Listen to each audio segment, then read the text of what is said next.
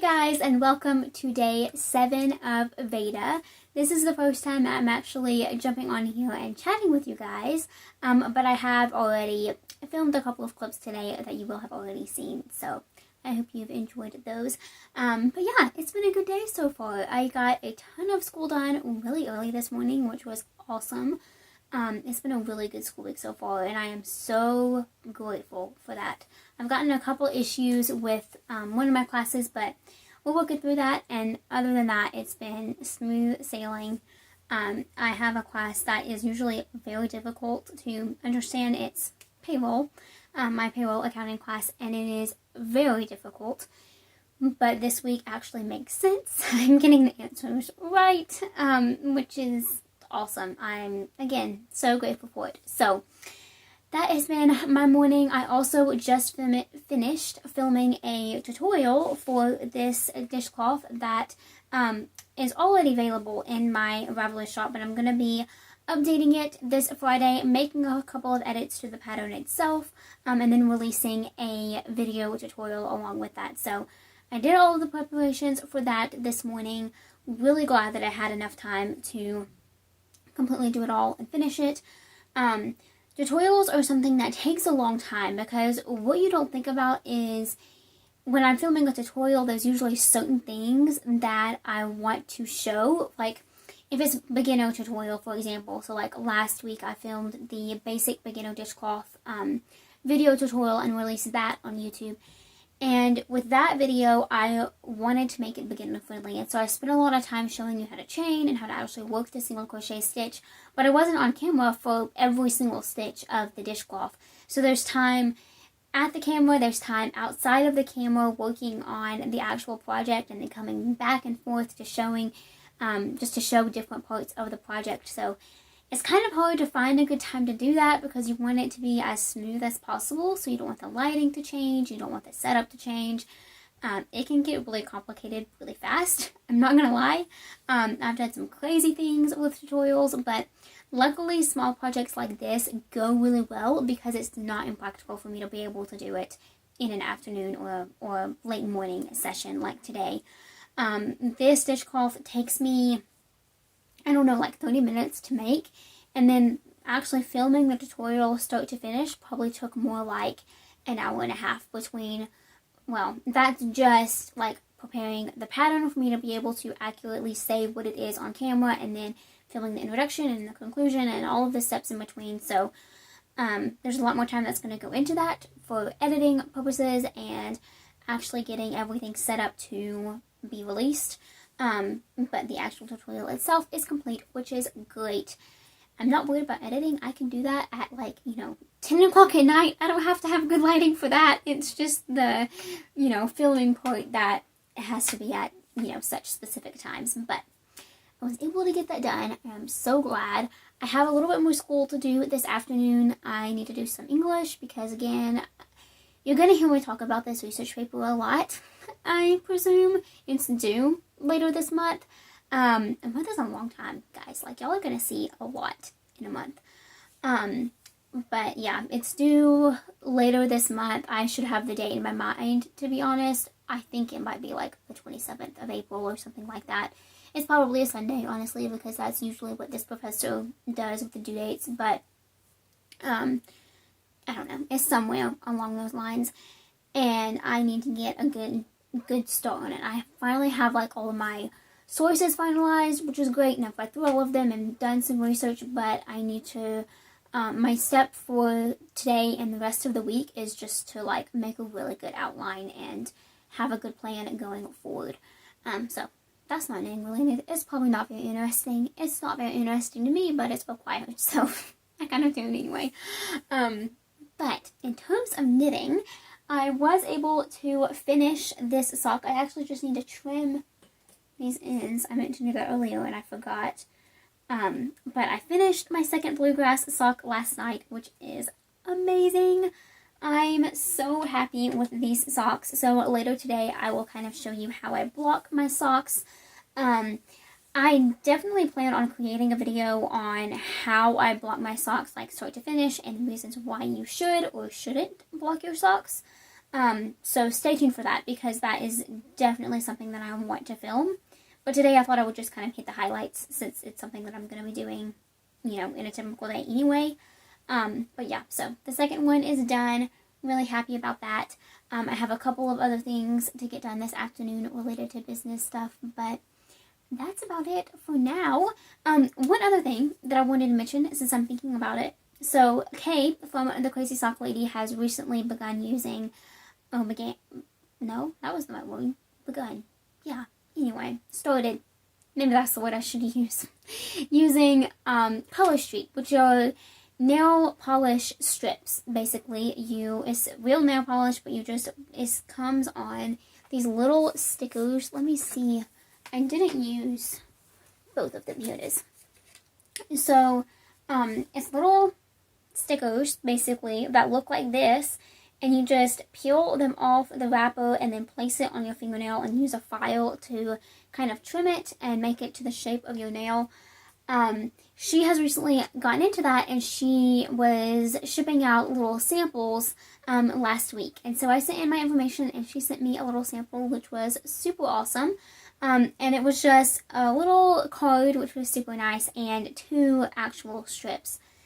So I did them this morning, and I just used one on the accent, which is what she recommended, but I love it so much. So I just used regular nail polish for these fingers, and then my ring finger has the actual Color Street strip on it. I want to figure out how to get more of these strips, because I love them so much. There's no drying time. You literally put them on. It's so stinking simple. Yeah, I'm really excited to see how they wear. I've heard really good things. I've actually tried Color Street once before, but it was at like somebody else's house, and they were having a party for another company, and so this was like a little side thing that was happening at the same time. And so I did try it out then, but that was years ago, so I don't honestly remember, and then I never really went forward. But I would totally like to find some more of these, because it just saves so much time, not having to worry about, you know, letting your nails dry and not being able to get anything done in between that time. Yeah, so that was fun. I did that this morning, and I really love them. I love the sparkles so much. My nails are not the prettiest. They are ridiculously small, and of course, you know, my thumbs are super awkward, so just being able to use something like this and it actually work is already amazing. But what's equally amazing is I use one strip that's intended for like one nail for 2 of my fingers, because they're so small. So I could get a lot out of just one set, is basically my point. But yeah, I'll probably do some research and try to figure out how I can get more of these later today, because they're super cool. Anyway, I'm going to get back to work and figure out what my next step in my day needs to be, and I will check in with y'all a little bit later.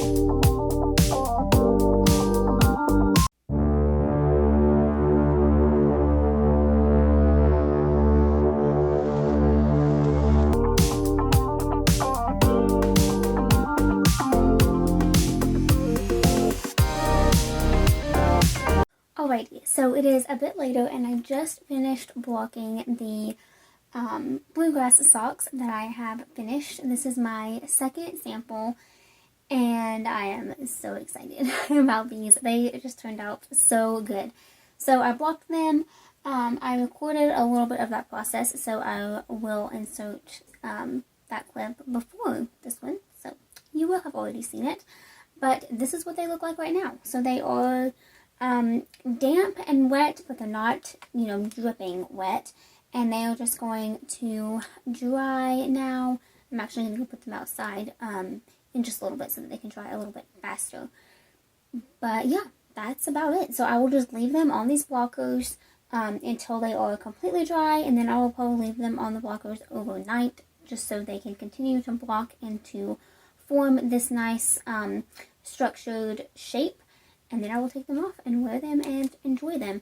But the wool wash that I used is this one. So I got this one from Knit Picks. You can also find it other places, I'm sure. I will link it down below. This is the grapefruit oil scent, and it smells really, really good. I really like it. They also have an unscented version too, though, so you can also check that one out. But yeah, really, really like this stuff. It smells really good.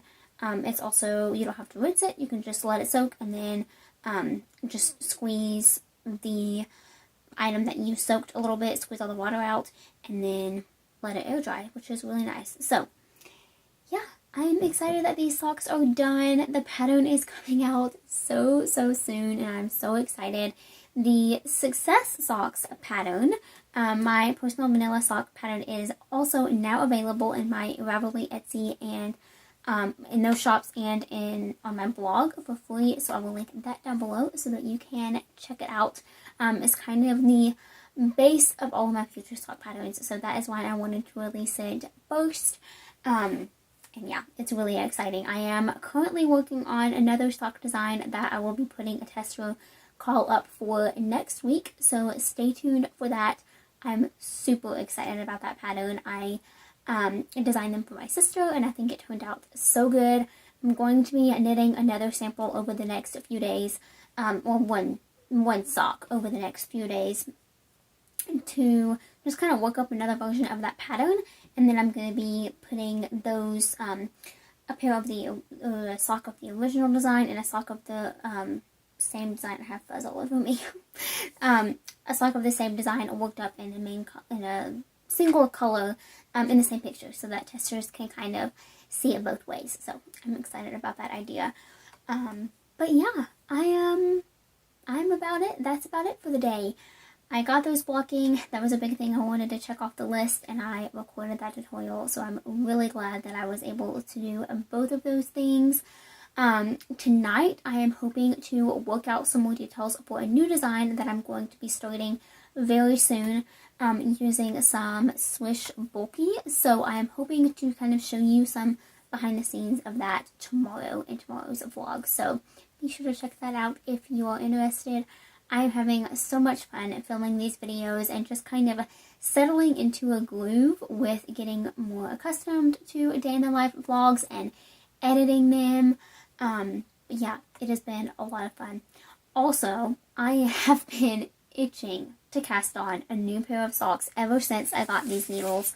And I about can't wait any longer. So I'm going to have to cast on some very soon. I'm definitely going to be working up a worsted sock pattern, and the sample that I was talking about, the second sample of a new sock design that I'm working on. So those are going to be cast on really soon. So yeah, that is about it for the day. I hope you enjoyed VEDA Day 7. Let me know in the comments below if you are still enjoying this series. Again, I'm having so much fun with it. So with that, be sure to subscribe to my channel if you haven't already, and I will talk to you all tomorrow. Bye.